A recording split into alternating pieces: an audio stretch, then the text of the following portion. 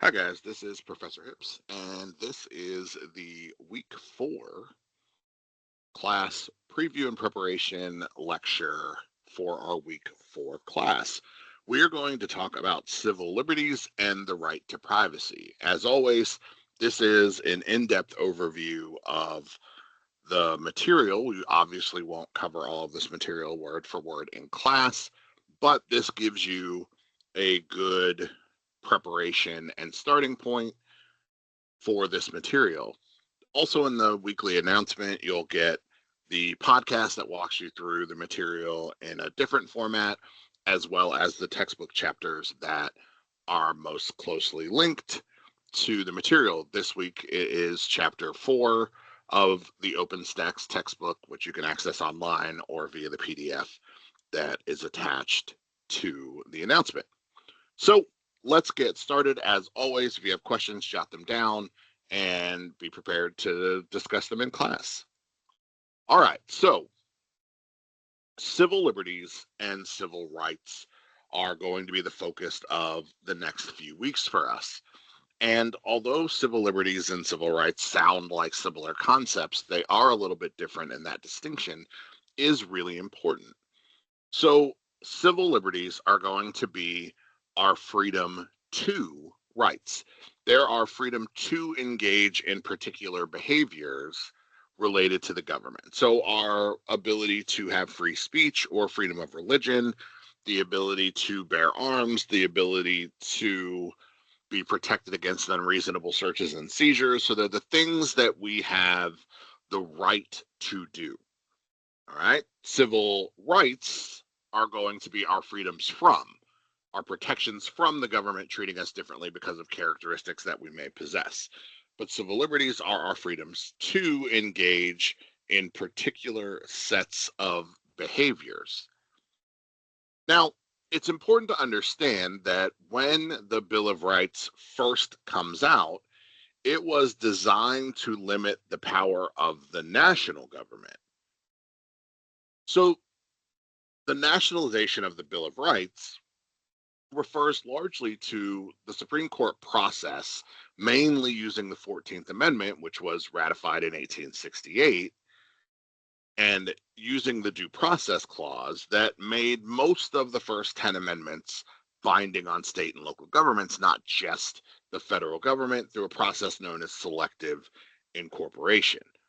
It's important to remember that the Bill of Rights was originally only intended to limit federal power, and it was applied to the states gradually, ensuring rights like free speech, fair trials, and protections from cruel and unusual punishment applied universally. It prevented the states from infringing on the liberties that the federal government couldn't. And so it happened as a process, right? After ratification, the Bill of Rights, as I mentioned, was believed to only apply to the federal government. This was established in a case called Barron versus Baltimore in 1833. Fast forward about 35 years, and after the Civil War, the 14th Amendment is passed, which includes the Due Process Clause, stating that states cannot deprive any person of life, liberty, or property without the due process of law. This notion that there had to be a process that was followed if rights were going to be taken away became very, very important.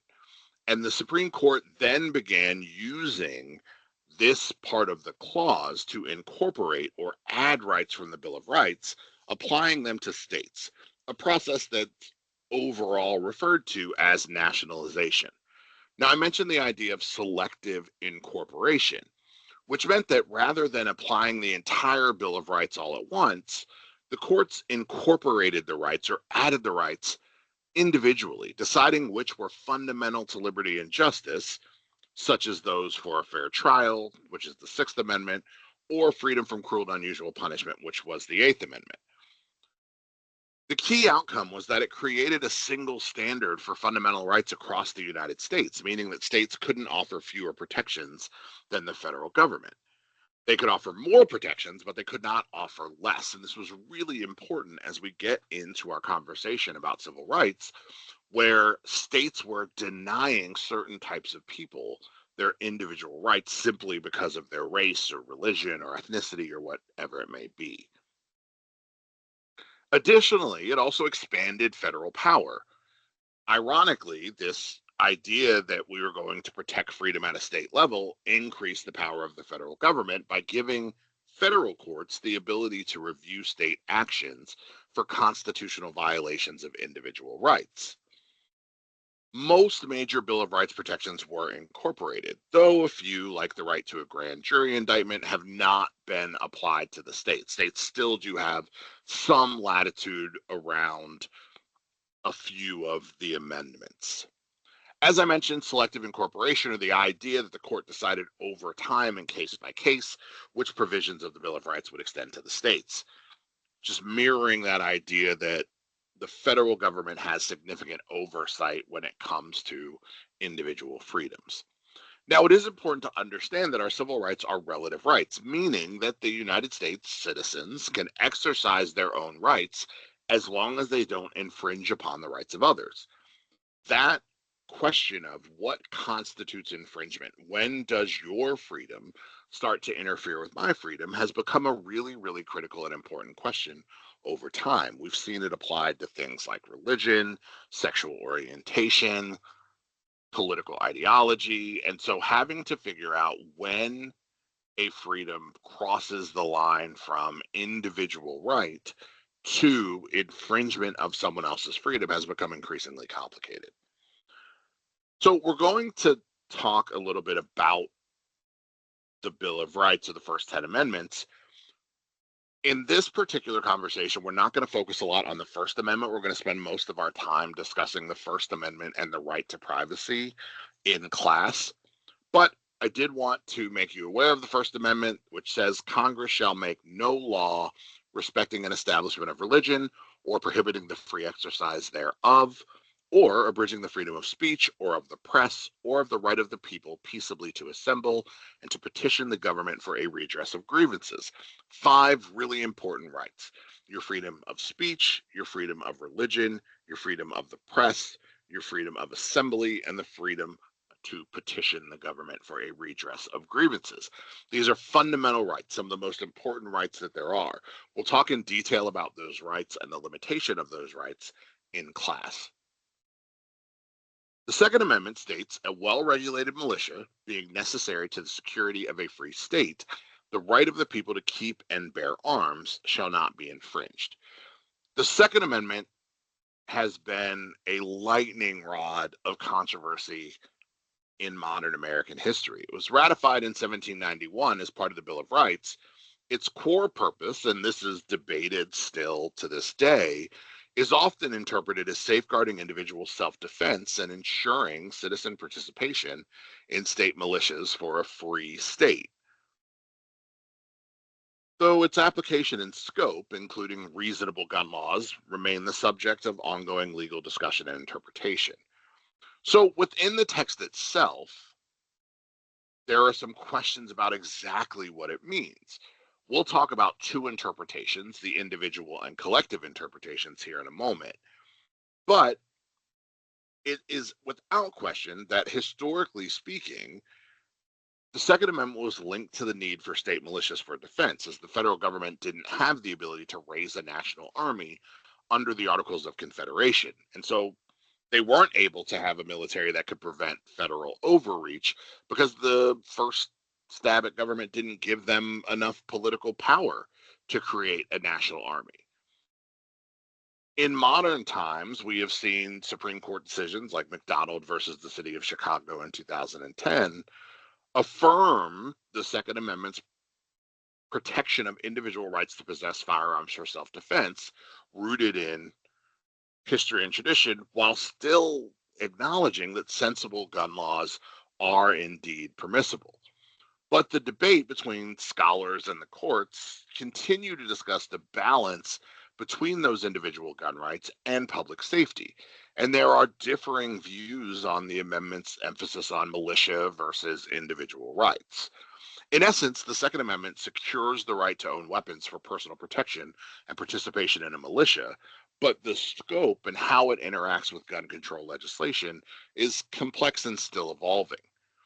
Now, those two interpretations of the Second Amendment are the individual rights theory and the collective rights theory.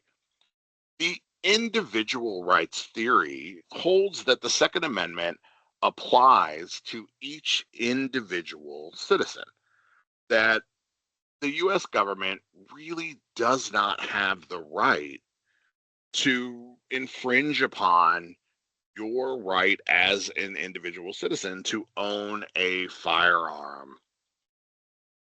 Now, if you take that to its extreme,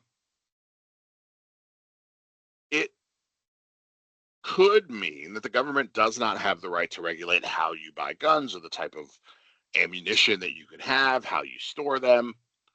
But at its core, the individual rights theory of the Second Amendment asserts that it protects an individual's right to own gun for self-defense. This is mostly rooted in DC versus Heller in 2008.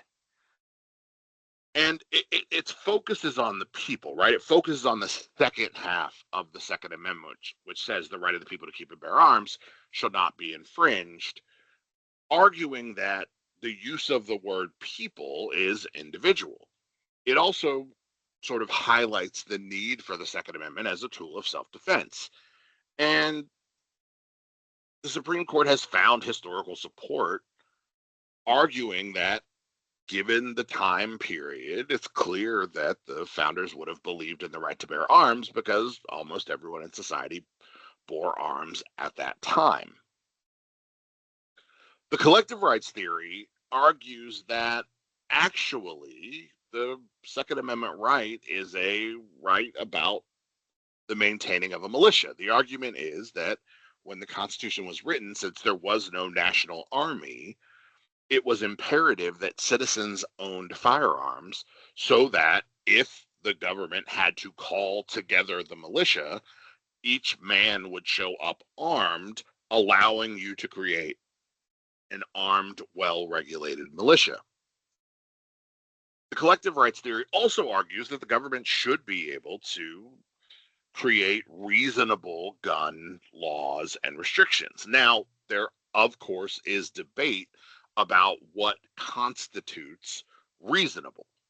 What is an infringement on someone's rights versus a reasonable restriction? And remember, it is important to note that regardless of the number of gun laws that we make, it is very hard to make any law that stops people who are determined to perpetrate evil from committing that evil. There are lots of laws that say it's not legal to murder people, and people do it anyway. There are laws that say you can't do drugs, and people do those anyway. So even well-written laws don't always stop the bad things from happening in society. But the other side would argue that the increased number of gun violence deaths, I believe that guns are the number one cause of death in children under the age of 18 in the United States. They argue that some sort of regulation is necessary because we are and remain one of the only civilized democracies in the world where gun violence is as rampant of a problem as it is. So whether your interpretation is that individual rights theory or the collective rights theory, it continues to be a hotly debated issue in American government. The Third Amendment to the United States Constitution says that no soldier shall, in times of peace, be quartered in any house without the consent of the owner, nor in time of war, but in a manner to be prescribed by law. So the Third Amendment prevents the government from forcing citizens to house soldiers in their homes without consent during peace times, and it allows it only by law in wartime. This serves as a key protection against military overreach and contributes to broader privacy rights by limiting government intrusion. It arose from colonial grievances over the British Quartering Act. Before the American Revolution, it established property rights and civilian control over the military and indirectly supports privacy in more modern cases. So the purpose is to prevent the forced lodging of soldiers in private homes. again, a major complaint from the colonists against British rule. It's absolutely prohibited in peacetime and only allowed according to specific laws passed by Congress in wartime. This has been cited in legal arguments as the foundation for a constitutional zone of privacy. The idea that you have a reasonable expectation of privacy in your home and on your person, meaning basically you have the right to be left alone. Now, the modern relevance is questionable, right? We haven't had a war in the United States in quite some time. There does look like there might be some interesting conversations arising from there being more military in U.S. cities in modern time. We're seeing the Trump administration in their efforts to, according to them, regulate immigration. We're seeing more agents and federal agents and soldiers in U.S. cities. So the Third Amendment could become more relevant as that increases. But in a broader sense, it reinforces property rights and the principle of civilian control over the military. It presents an interesting and potentially really relevant conversation about what would happen in an emergency or arguments about virtual government presence. It's going to be fascinating, sort of connecting it to modern day. President Trump has talked about the Insurrection Act and sort of using the Insurrection Act, which is a historical sort of act that hasn't been used since the mid 1800s, that says that whenever there's an insurrection in any state against the government, the president may call into federal service the militia of other states, meaning the president would be able to send in the National Guard from other places to quell a rebellion against the government. The Third Amendment would be really relevant, right? That soldiers aren't supposed to be in cities during peacetime. And what constitutes a war? What constitutes a time of war? Does that require a formal declaration by Congress that we're at war? Or can the president simply say, I don't like what's going on in this city. That's an insurrection. We need to send in the military. As I've mentioned, the Third Amendment is important because it's not just about soldiers being in our homes. It's about the protection of private property from the intrusion of the government. What is yours? And if something is yours, does the government have the ability to come take that or intrude upon that thing? All right, the Fourth Amendment. The Fourth Amendment says the right of the people to be secure in their persons, houses, papers, and effects against unreasonable searches and seizures shall not be violated, and no warrant shall issue but upon probable cause, supported by oath or affirmation, and particularly describing the place to be searched and the person or things to be seized. So again, very flowery language, but it essentially creates your protection against unreasonable searches and seizures. So the Fourth Amendment of the Constitution protects individuals from unreasonable searches and seizures by the government. It was ratified in 1791 as part of the Bill of Rights. It ensures the right of the people to be secure, feel secure in their persons, houses, papers, and effects. It creates a standard, right? The primary standard for any search or seizure is whether it's deemed reasonable under the law, which often involves balancing individual privacy against government interests like public safety. You're protected through lots of different measures. One of the key ones is the exclusionary rule. The exclusionary rule says that any evidence obtained in an illegal search cannot be introduced at trial. It protects you from illegally seized evidence being able to be used against you in a court. However, there are exceptions. There are things called good faith exceptions, which mean if the police believe that their warrant was valid, or there are overriding safety concerns, or the evidence would have been inevitably found, then that evidence can be used in a court. Now, warrants are written authorization from a judge to perform a specific action. It could be an arrest warrant or a search warrant or a seizure warrant.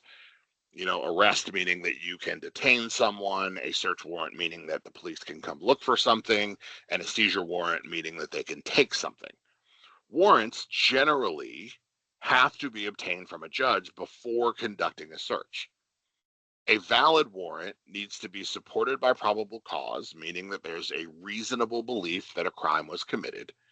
It has to be supported by oath or affirmation, meaning a judge typically has to sign it, and it has to describe the place to be searched and the person or thing to be seized. All three of those things are typically necessary for a warrant to be served. Now, it is important to understand that all of these things tie into a reasonable expectation of privacy. And we'll talk about privacy a little bit more in class. But this notion of privacy was established in Katz versus the United States, which says that a person has a subjective expectation of privacy that society recognizes as reasonable, which means you do, as a human being, have a certain amount of reasonable expectation that your private actions will remain private. Now, there are some exceptions to the warrant requirement. So warrants are preferred, but there are times where the police are able to proceed without warrants. First is if consent is given. So if a person gives consent to be searched, the police don't need a warrant.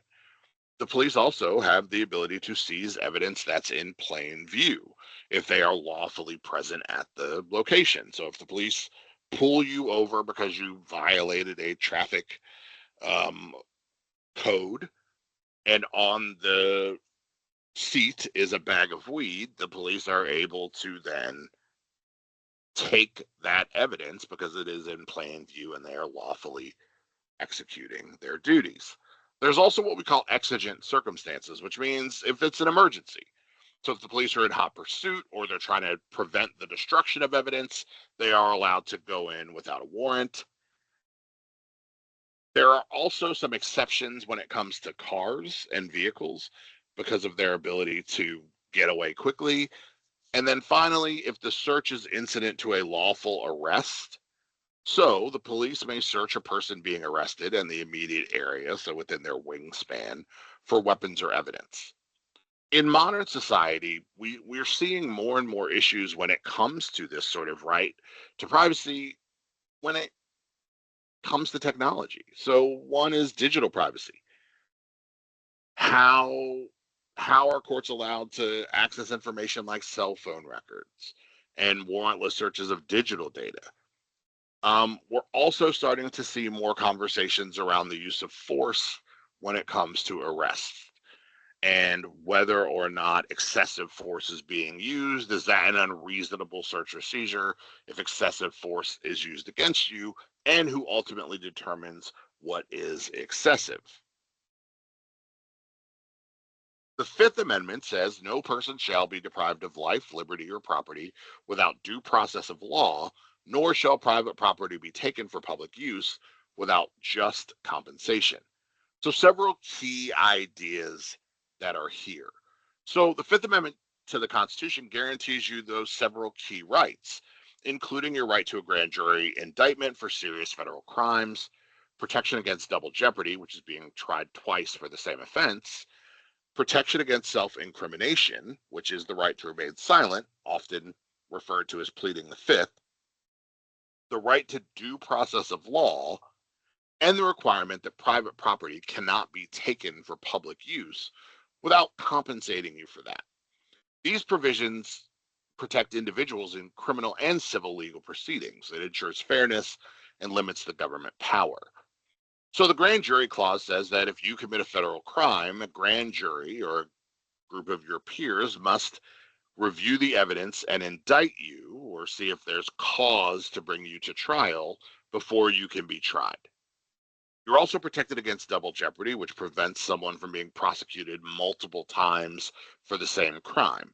Now, there are exceptions. If new evidence is found or new testimony is uncovered, and you could be tried in different jurisdictions, meaning you could be tried in federal court and state court. You could be tried in civil court and criminal court.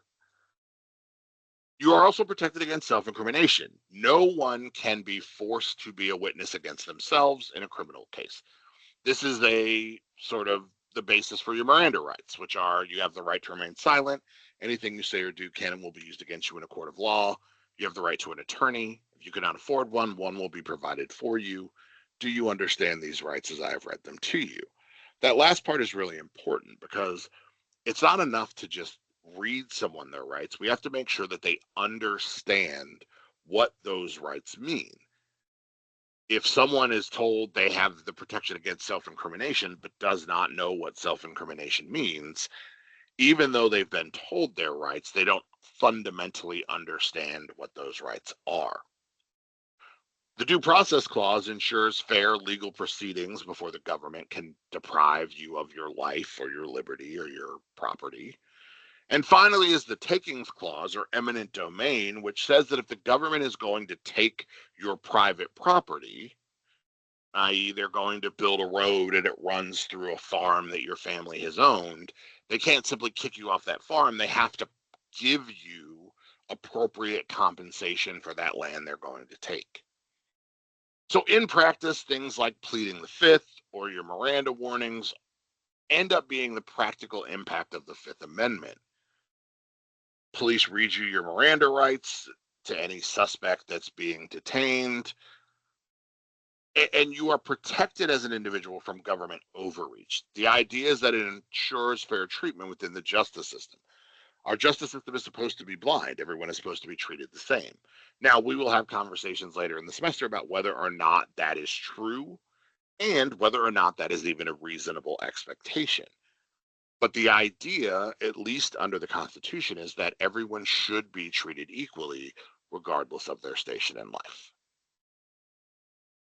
The Sixth Amendment says, in all criminal prosecutions, the accused shall enjoy the right to a speedy and public trial by an impartial jury of the state and district wherein the crime shall have been committed, which district shall have been previously ascertained by law, and to be informed of the nature and cause of the accusation, to be confronted with the witnesses against him, to have compulsory processes for obtaining witnesses in his favor, and to have assistance of counsel for his defense. Lots of things here. But primarily, the Sixth Amendment guarantees a set of fundamental rights to individuals who are accused of a crime to ensure a fair and just legal process. Again, ratified in 1791, it specifically applies to all criminal prosecutions. Your key rights that are guaranteed are a right to a speedy trial. This prevents the government from holding an accused person indefinitely without trial.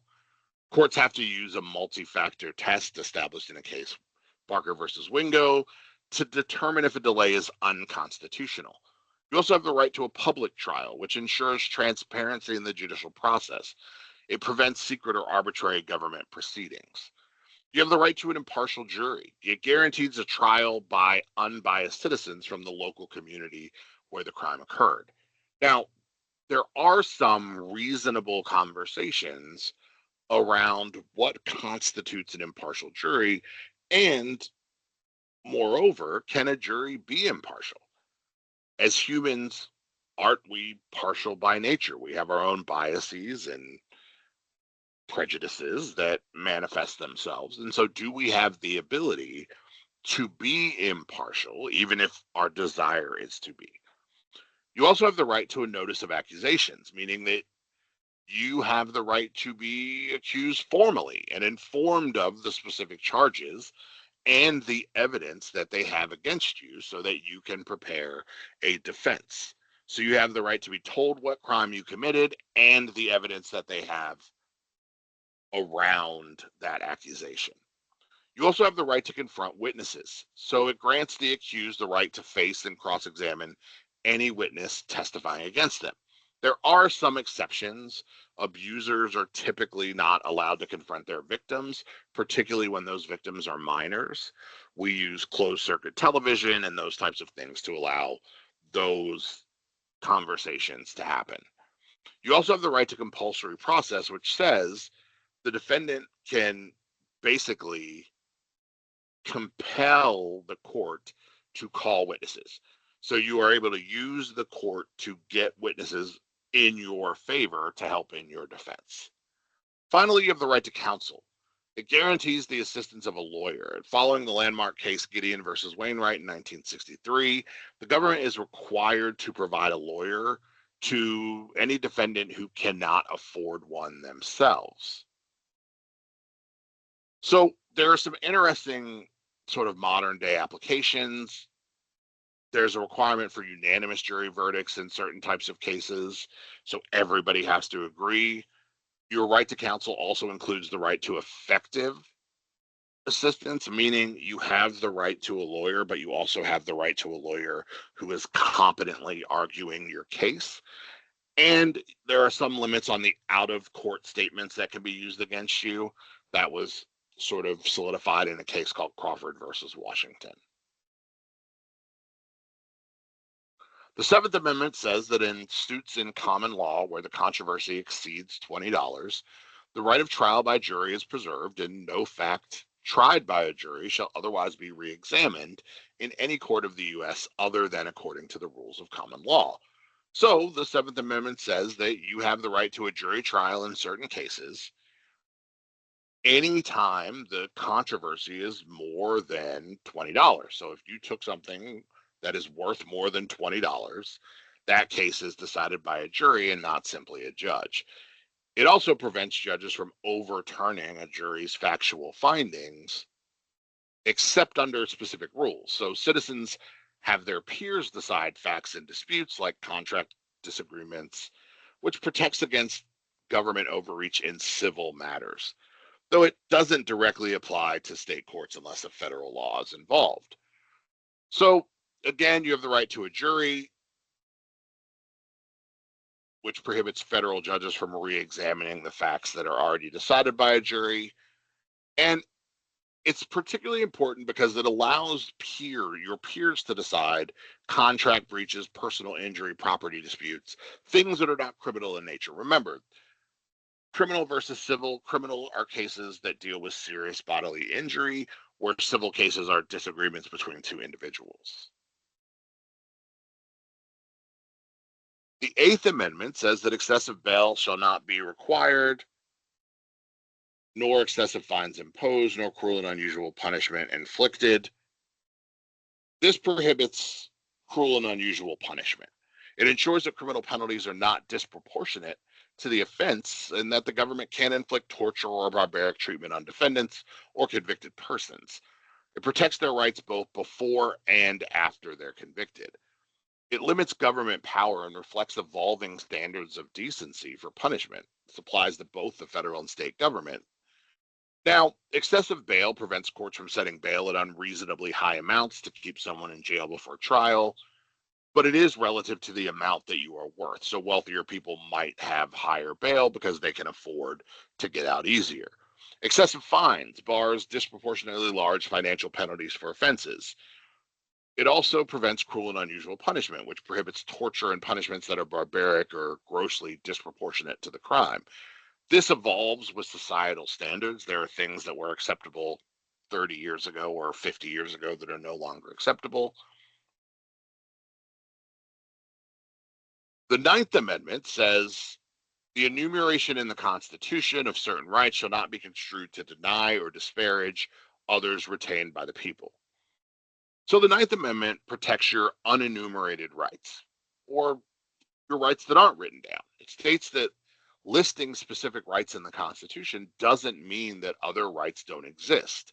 It serves as a safeguard against the government overreaching by acknowledging that you have rights beyond those that are explicitly written down, like privacy, though the exact scope of these protections remain debated. It addresses the anti-federalist fears that the Bill of Rights might imply that any right not written down was not protected. This ensures fundamental liberties, even if unstated, remain with the people. So even though there are differing interpretations, with some viewing the Ninth Amendment as protecting only natural rights, like those that are in the Declaration of Independence, others argue that it's more about upholding state level rights. But regardless of your interpretation, it reinforces the idea that citizens possess inherent rights, and it acts as a crucial check on federal and state power, by ensuring what is and what isn't written down isn't simply lost. Finally, the 10th Amendment says that powers not delegated to the United States by the Constitution, nor prohibited by it to the states, are reserved to the states respectively or to the people. So the 10th Amendment really establishes that principle of federalism that we talked about last week. It states that any powers that aren't specifically given to the federal government or aren't prohibited to the states are given to the states. It ensures that the federal government had limited powers, only those that were written down, which led to significant authority for the states to manage local issues like education, police, zoning, and reinforcing.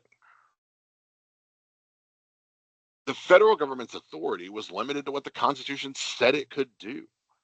It underpins this idea that there's a shared system of government, that the federal and state level governments are going to have to work together to get things done.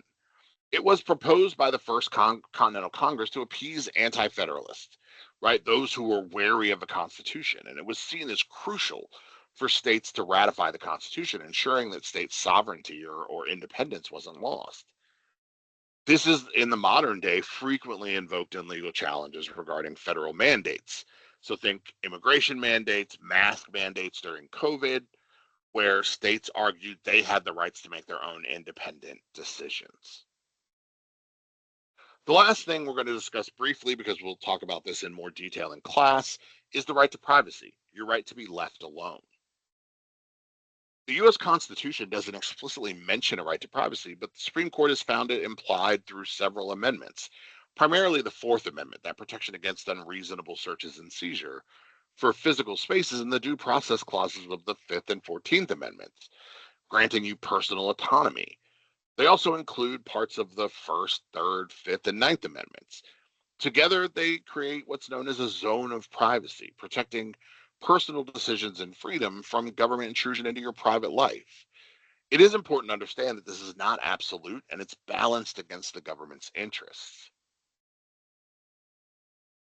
You are protected in a myriad ways. We'll spend some time in class talking about abortion, your right to make choices about your life, um, and how all of these sort of aspects of your private life can be and become part of the public conversation. So that is an overview of our civil liberties. As I mentioned before, we will spend time in class talking about both the First Amendment in detail, and then we'll spend some time navigating a conversation around the right to privacy. As always, if you have any questions, please jot them down. Remember, there's also the podcast included in the weekly announcement, which approaches the material from a slightly different point of view, and the textbook chapter that is related, which is chapter 4, will also be available for download in that weekly announcement. If you have any questions, feel free to reach out. I will see you guys in class. Thanks.